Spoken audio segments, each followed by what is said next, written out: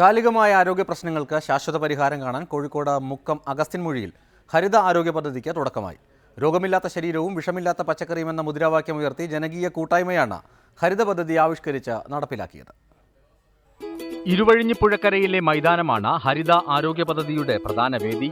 കാലികമായ ആരോഗ്യ പ്രശ്നങ്ങളുടെ പ്രധാന കാരണം വിഷമയമായ ആഹാരവും വ്യായാമത്തിന്റെ കുറവുമാണെന്ന തിരിച്ചറിവിൽ നിന്നാണ് ഹരിതയുടെ തുടക്കം.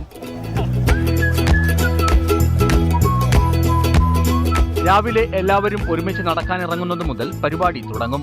തിരക്കുള്ള റോഡിലെ പ്രഭാത സവാരി അപകടം ക്ഷണിച്ചു വരുത്തുന്നതുകൊണ്ട് മൈതാനത്ത് 500 മീറ്റർ നീളത്തിൽ പ്രത്യേക നടപ്പാത തയ്യാറാക്കി. അവിടെ സുഖമായി ആർക്കും നടക്കാം. പിന്നെ വിവിധ കളിസ്ഥലങ്ങളും തയ്യാറാക്കി. ബാഡ്മിന്റൺ കോർട്ടും ഫുട്ബോൾ കോർട്ടും വോളിബോൾ കോർട്ടുമാണ് തയ്യാറാക്കിയത്. ഇതിനു പുറമെ കുട്ടികൾക്കുള്ള കളിസ്ഥലം വേറെയും സജ്ജീകരിച്ചു.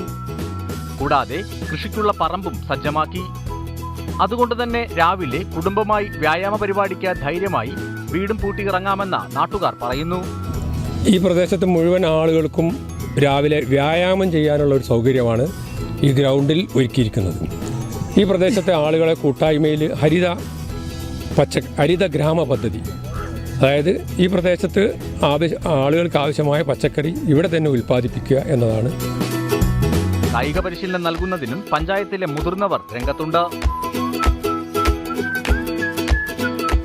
Municipal chairman V Kunhan, Thiruvambady panchayat president P T. Augustine, Karassery panchayat president V K. Vinod എന്നിവർ നടക്കാനും പച്ചക്കറി കൃഷിക്കും മുൻനിരയിൽ നിൽക്കുന്നതുകൊണ്ട് നാട്ടുകാർക്കും ഹരിത ആരോഗ്യ പദ്ധതി ഏറെ ഇഷ്ടമായെന്ന് ജനപങ്കാളിത്തം വ്യക്തമാക്കുന്നു. ആസാദ് മുക്കത്തിനൊപ്പം റിപ്പോർട്ടർ, കോഴിക്കോട്.